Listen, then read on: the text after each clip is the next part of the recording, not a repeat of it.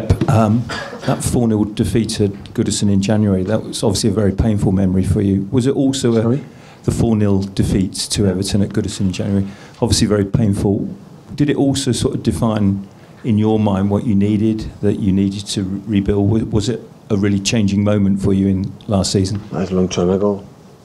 So I no comment when I play again against one team when I won 4-0. Because I think it's a new game, it happened the same, so it's a new game. Of course, we were not able to beat them last season. In our game at home, it was one of the best performances we played last season, but we were not able to win when we missed not just 2 penalties, many things. And the game was there, they arrived 4 times, they scored 4 goals, and we were not solid in terms of defensive way, so, but it's the past, so hopefully we can learn about that, but also we learn when we win, the same when we lose. And just one more about, just on Tosin, you fought very hard to keep him, give him a new contract. If you brought in a new centre-half, would that mean he goes out on loan, or do you feel he's not ready for the first team yet? Well, we will speak about him. So we have just 3 central defenders right now. We have Toz, we have Mangala. We're thinking about what is the best for the club. We're going to see what is the best for him and for everybody. So he knows the situation from the last season, not now for the, we are maybe looking for a central defenders. They knew that from the last season, in the beginning of that season. Okay. Pep, there's a discussion among the Premier League chairmen about moving the transfer window next season back to before the start of the season. Is that something that you would support? It would be nice, so it would be good, yeah. Start at 12 when we start the season with the squad. We will work until winter wisdom, and winter time with the market is open again, so it will be good, but it's a decision of the Premier League. What kind of benefits would it give you as a manager? Everything will be quicker, less speculation, and we can start from the first day of the Premier League game with the squad we are working with. So because now maybe you have players that are going to move on, and players that played in the another games that come up. So players with a lot of injuries, no injuries at all. So will be better, I think, for all the clubs, not just in England, for all around the world. So the managers and the clubs will work sooner, quicker, not waiting for that deadline, the last moment, the last second. So I think we'll be better. Pep, can I just check, is Kyle available for Monday? Yeah. He'll play, yeah? Yeah. And just on the... He's not pregnant. Just wanted to check. Yeah. The back 3 that you played on Saturday at Brighton, yeah. Vincent Kompany played on the right-hand side. I'm just wondering why he was playing on the right rather than in the middle. Do you want John to be the main man of the 3? Because John has a specific quality to squeeze our game, our team. He's reading so good to be high with intention of the opponent. In the duels, Vincent is much better than John. And normally in this part of the situation, the duels happen in the position from Vincent and not for John. But of course, both can play. Switching can play in both positions. But the first step, the first pass, John is better than the other ones.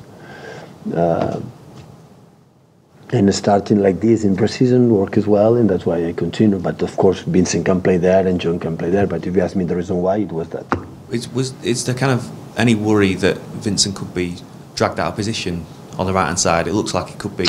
But normally, you should know, when you play with 3, the position he plays the right is the same when you play with 4. The difference is you have one more man between right and left. So, but the position he plays is the same. So Vincent, he plays in the position with the 4 is there, with the 3 is the same. Nothing changed. The opposite with the 4, we don't have John Stones in that position, then we have that John in that position. It's simple like that. Pep, after your great start against Brighton and the signings you've made this summer, a lot of people within the game think that you are favourites for the Premier League. What do you make of that, and how do you cope with that sort of expectation? I said before, it's the same expectation last season. And the same expectation except the first months in Barcelona when nobody trusts in us, nobody. And after the first defeat in Numancia, like Brighton, new promoted and we lose at 0. Since then, I carry on that situation. I can handle that. But after 4-0 for Manchester United, so we are less favorites. And when we lose one game, we are not definitely favorites. And when we lose 3 games in a row, we will keep 4 favorites. So it's simple. So as you say, you take no notice of whether people are praising you or criticising. It's the same. It's the same last season. So I won 3 Bundesligas in a row, 2 cups, reached 3 semi-finals, the Champions League. I felt my period in Munich from the people. So I know I can handle. I have to live in that. So no problem. If the people say you, like a journalist said, you are a favorite, I accept that. When I'm going to lose, I'm going to say you are not favorite. I accept too. So it's just to try to win on Monday, and we're going to see at the end of the season. So we're going to win. The people is going to say nice words. The people is not going to win. The people say he's not able to train in the Premier League. So it's simple like that.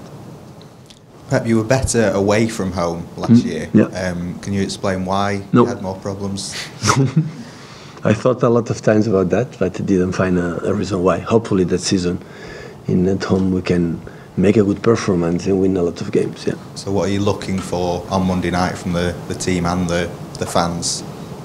But I think the fans will come, will stay with us like last season. I don't like to play Monday, the last game. When everybody's done, you play. I don't like, but it's what it is. And just for the terms of results, never got a good results when we played the last game on Monday. And considering the opponent like Everton will be tough, but expect a good game and win the game, of course. Pep, hello. Hi. You've got many attacking players. May I just ask you what's your thinking behind having so many? But we have many strikers, but we need it. So we have 4 competitions, a lot of games, and if we would play just 1 game a week, we'll have less, not too many players, but we have a lot of competitions, and we need all of them. Sure, but is it possible to have too much competition for places? In other words, it can't always be easy to keep players happy. You know, top players who have to sit on the bench maybe sometimes. I mean, how do you handle that? I don't know.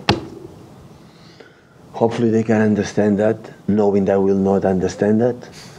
But hopefully they can understand in the big clubs always you cannot have 11 players, so they have to compete each other and the minutes they play. For example, the last game in Brighton, Leroy didn't play from the beginning. It was a key point. I changed a little bit our dynamic in front. And for example, Rush, when he played minutes, he played good as well. So in that kind of level, in the Premier League, the people who are number 12, 13, 14 and play in the game, they are so important. And of course, when sometimes the game is the last 15 minutes, 20 minutes, the opponent is tired, but we move them for during the game. Maybe we can put on the game dynamic players like Bernardo Silva, Rush, like Sané. In that case, for another game, maybe Sergio, another game with Gabriel. So it's a point we can win games in the last minutes. Thank you, guys. Thank you.